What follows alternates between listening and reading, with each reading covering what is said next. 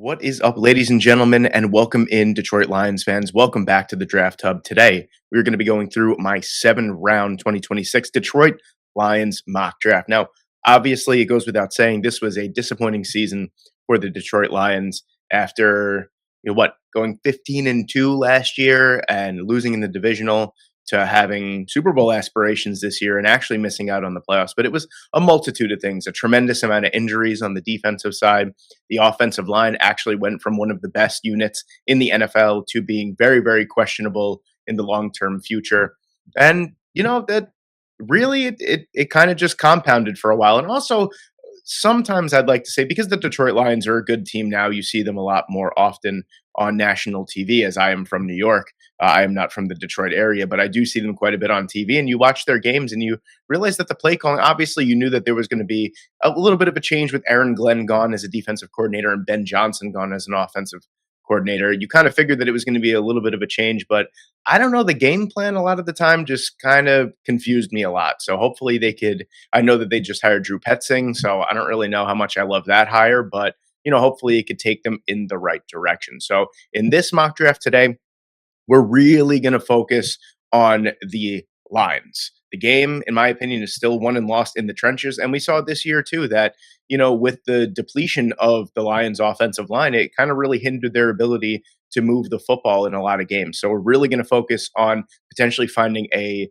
new left tackle, the future with Taylor Decker's future, certainly, up in the air with retirement talks and everything like that. And even so, I think it's time to start, getting set for the future on the offensive line. We also need a new starting center, as well as Graham Glasnow is someone that could obviously be improved upon. We need another pass rusher on the opposite side of Aiden Hutchinson. We need corners. We need defensive line. We could use another linebacker. And of course, we could use another running back in the late round. So with 17 and 50 being really our premium picks, we're going to probably look to trade back. I know Brad Holmes' MO is really kind of moving up in the draft, but we could really reload in this draft on some key areas if we do move back. So if we can, let's see what we got going on here. So a couple things when these guys come across the board. So right away, I could see that Spencer Fano, Francis Mauigoa, these are guys that are available. So I really love Mauigoa. I've drafted him quite a bit in this mock draft series so far. He's also a player that I'm not really too sure gets to number 17 overall. I think Spencer Fano is probably more of the two likely that would get to number 17 overall. And I haven't selected him yet. And I think Fano actually offers a little bit more of value to the Detroit Lions than Mauigoa, because Mauigoa is a player that has played his entire career on the right side for Miami. He's been a right tackle his whole career. He does have a lot of appeal to moving inside to guard. But we have Penei Sewell, who probably is the best offensive lineman in football, if we're being real. Do we want to move him back over to the left side, where he did win All-American honors at Oregon? But, he's been an all-pro right tackle in his career so far. I'm not really I don't know about you guys. I know maybe some people don't think about it as much as I do. But if someone is the best at their position, at a certain position, I'm not really keen on moving that person somewhere else. And there is a huge difference between playing right tackle and left tackle in the NFL. So if you have the best right tackle in football, why move him to the left side? Not everyone is a Tristan Wirfs. Not everyone can win all pro honors at both sides of the offensive line. That guy's just absolutely a freak. But Fano offers a lot, because he offers you a lot of versatility to the point where, yeah, you could move him, you could keep him on the right side if you want, but he has left tackle experience as well as Utah. I know Caleb Lomu is really more of the left tackle for the last, year and a half plus for the Utes. But Fano is also someone that started off his career as a left tackle at Utah. So he has that experience. He's got more than enough athleticism. He really kind of fits this athletic type of run style that the Detroit Lions like in their offensive linemen. So I think I'm going to go with Fano here. I know a lot of Detroit Lions fans are probably going to want Mauigoa. They'd probably want Vega Owane as well, but I think Fano just makes a ton of sense. He offers a lot of versatility to the offensive line, and he's a player that could kind of play multiple positions if needed for this Detroit Lions team. So I think building up the trenches at 17 is obviously, imperative. This is a huge need for the Detroit Lions going forward. Now at 50, let's see what we can come up with here. So a lot of different ways that we can go. Right away, I'm looking at the top edge rusher on the board, and I'm not too excited about that, if we're being quite honest with you. No real reason to not look for a trade down at this point at 50. At 58, let's see what the other one is at 74. Right, so let's hone in on 58. If we could potentially get a 92, excuse me, for number 50, I think that would be a huge addition for us here. So it's not like a crazy good chance that we get it. I know picking up an extra top 100 pick, just moving down 8 spots is pretty big, but you are getting a top 50 player here with this pick. So let's see if this goes through. I would love to move back 8 spots and get it. And it does. So we're going to pick up number 92, and we are going to move back 8 spots. And I think this is huge for the way that we could develop this roster here at this point. So let's take a look. Ahmad Moten is a player that I probably was going to target around somewhere around this point. So that's kind of a bummer, but that's no big deal. D'Angelo Pons is also gone. I'm really looking at this point to add either a center, or I'm looking to add a edge rusher at this point. We could look at corner as well. That's obviously a huge need, but a ton of free agents as well. Chandler Rivers, Dalen Everett, who is going back to school. We could probably target someone like a Malik Muhammad or a Jalen Kilgore at number 92. So, or I would love if Julian Neal was still there. That would be an excellent addition to this Detroit Lions secondary. But let's take a look at edge here. Let's see who is available at this point. Joshua Josephs. Derek Moore is a player that I like quite a bit. Maybe not at 58. I could potentially hold out here and take a edge rusher at some point a little bit later. Malachi Lawrence is here too. I'm not going to pick a player just for the sake of picking a player at this point. I do think someone like Mikhail Kamara, Danny Dennis Sutton, Derek Moore could be available at number 92. So I'm going to hold off for now on that. We're going to go back to the corners. We're going to go to the interior of the offensive line.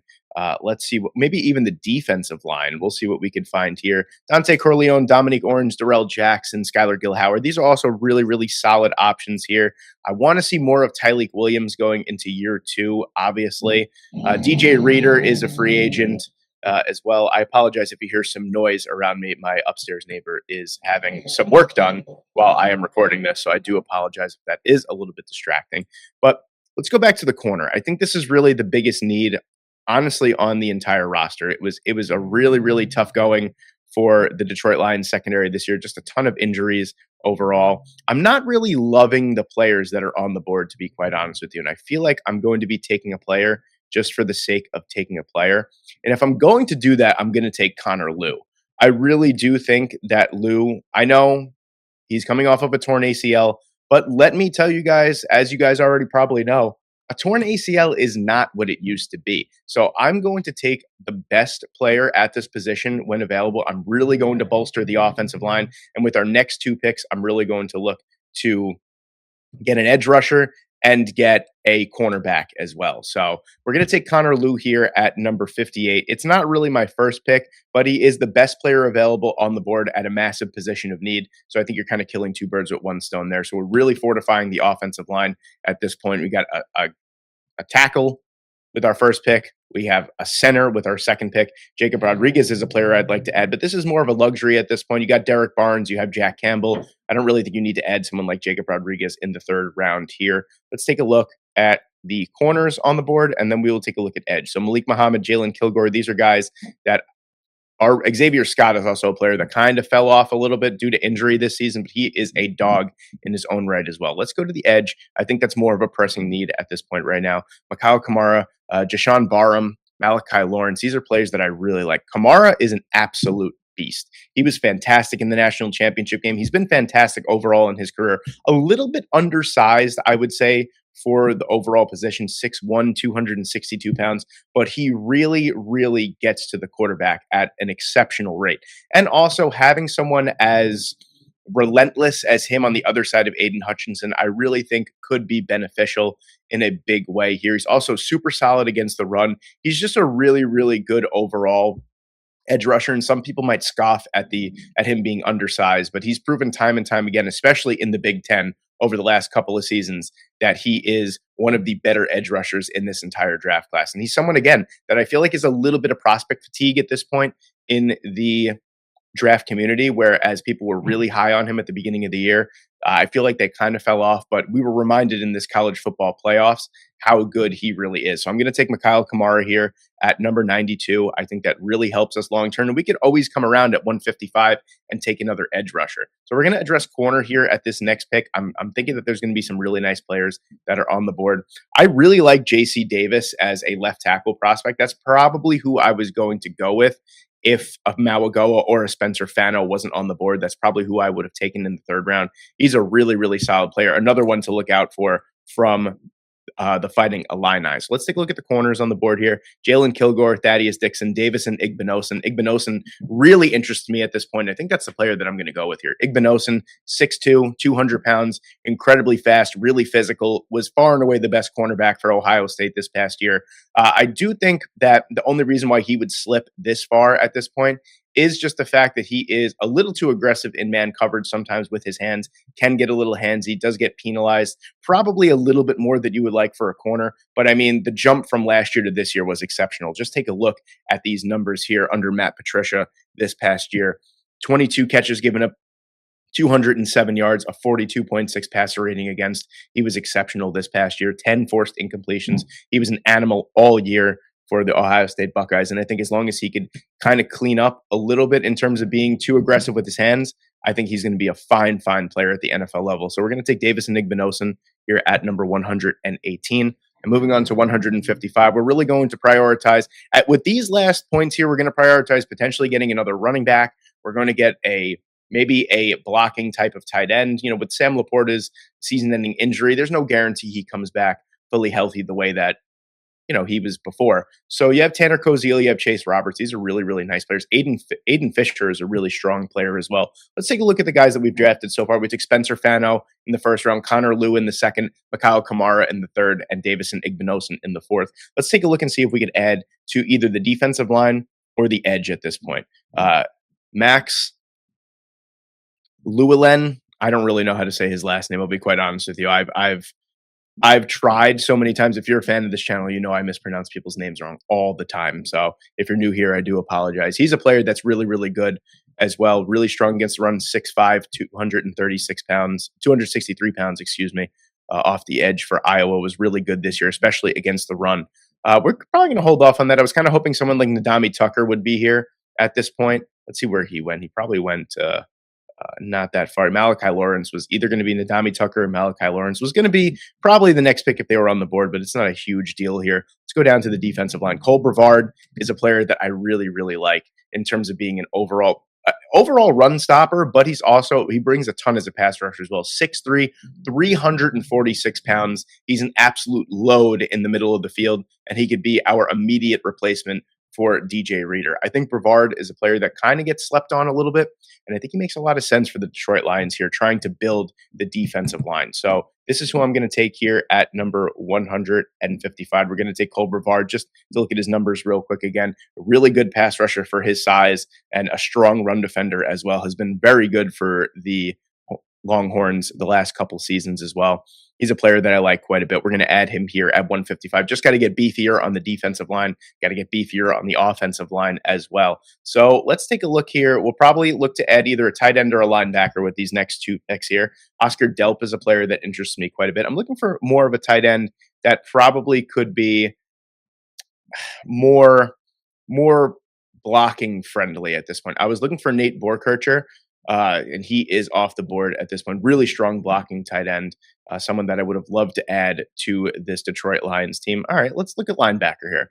Let's look to add another linebacker because Alex Anzalone is a free agent. Then you also have, like I said, Derek Barnes is under contract. Jack Campbell is one of the best young linebackers in the game. I would just love to add a little bit more depth. Lander Barton is a player that I think kind of falls to this point in the draft just because of the poor year he had for Utah. But he's been an exceptional player, 6'5", 245 pounds in the middle of the field. He is kind of sort of like your Jack Campbell clone in terms of overall size for the off-ball linebacker position. I think I'm going to take him here. I like Kyle Lewis a lot, especially as a coverage linebacker, but just at 6'1", 220 pounds, he's a player that I don't really think kind of sort of fits the mold of a Detroit Lions linebacker at this point. And I'm going to take Lander Barton instead. A really strong run defender, good pass rusher as well, and can cover. He's got really good athleticism for his size as well. And like I said, he's kind of like a poor man's Jack Campbell in a way. So we're going to take Lander Barton here at 180.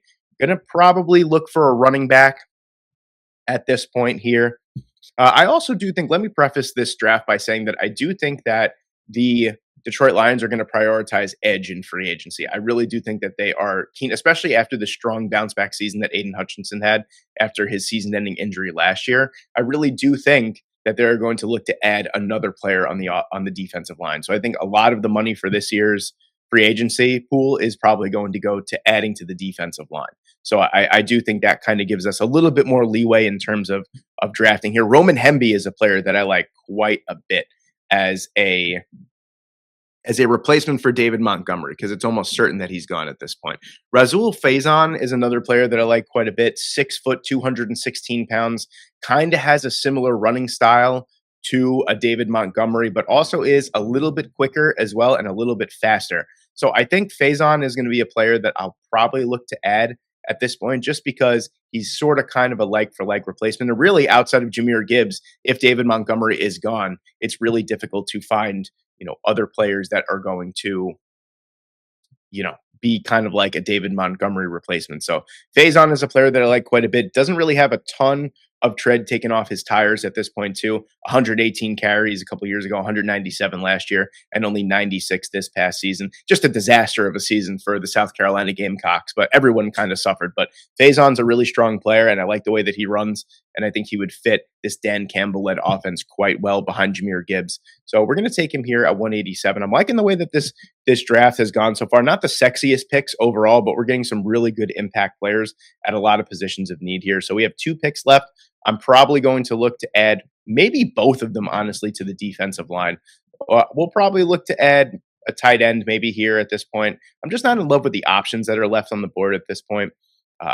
Just in terms of an overall, Tanner Arkin actually is a player that I might like a bit here at this point. Really strong blocking tight end. Was one of the best in the country, actually, this past year. Had one of the best. Illinois produces some really, really strong blocking tight ends over the past couple of years. You think Tip Ryman a couple of years ago for the Arizona Cardinals, a blocking tight end, was actually a 3rd round pick. So he's a player that's not really going to wow you in terms of being an overall receiving option, but he's a really, really strong run blocker that could play in line as well and could, squeak out there for a pass over the middle or two. I think at this point, it's well worth the investment to get someone as good as he is in terms of being an overall blocking tight end. So we're going to take Tanner Arkin here at 204, really kind of build up some areas of the roster that maybe some people might not realize do need, building up. So with our last pick here at 222, there's a player that I really like on the board that's usually on the board here, and I think would make a lot of sense. It's either going to be Brandon Cleveland or Gary Smith III. Brandon Cleveland, super strong run defender as well. So is Gary Smith III. But Brandon Cleveland offers a little bit more in terms of being a more complete defensive tackle. 6'7", 330 pounds. He's a player that gives you a little bit more as a pass rusher, whereas Gary Smith III had a phenomenal season for UCLA as an overall run defender, but doesn't really offer you too much in terms of being a pass rusher. I think he had 0 or 1 sack or a half a sack or something like that. We could actually take a look at the numbers here. 1 sack this past year, but he's a really strong player that, had missed all of 2024. So he kind of fell off the radar a little bit in terms of being a NFL draft prospect. But let's take a look if we could add maybe an edge rusher, a developmental edge rusher here at the end of the draft. Jackie Marshall is a player that just really had a very bad year for Baylor. I had high hopes for him. Dean Miller, Kerryon Crawford are players that I like quite a bit. Ben Bell, 6'1", 236 off the edge, not really in love. Kind of reminds me of an Amari Barno type of player who had high hopes for Carolina, who was also a 7th round pick. Didn't really materialize there. Kerryon Crawford is a player that I like quite a bit as well. He's a player that really blossomed with Keldrick Falk being on the opposite side of the defensive line for Auburn this past year. But again, just really strong numbers and overall complete edge rusher. And he kind of reminds me of, oh goodness, I'm drawing a blank on the it's James Houston. James Houston was the edge rusher that I was thinking of that on Crawford reminds me quite a bit of. And Houston really blew up as a Detroit Lion as a late round draft pick. And that's who on Crawford reminds me of quite a bit. Just a really well rounded player, 6'4, 255 pounds, very well rounded, sets the edge very well, plays good in run defense, is obviously a very good pass rusher overall. I think that's the route that we're going to take. I would have loved to add a little bit more to the defensive line, but I think getting another pass rusher, especially a developmental type of guy that could come in obvious pass rushing situations, is probably the way that we're going to go here to end this mock draft. So I'm going to take on Crawford at 222, and that's going to end our 2026 Detroit Lions mock draft. All right, so just to recap here at pick number 17, we took Spencer Fano. Then we traded down out of pick number 50. We acquired pick number 58 and pick number 92. At pick number 58, we took Connor Lew, center out of Auburn. At 92, we took Mikhail Kamara out of Indiana. At 118, we took Davison Igbinosun. At 155, we took Cole Brevard. At 180, we took Lander Barton. At 187, we took Rasul Faison. At 204, we took Tanner Arkin, and 222, we took on Crawford. Let me know what you guys think in the comments section below. Thank you guys so much for watching today. I hope you enjoyed, and I hope I see you in the next one.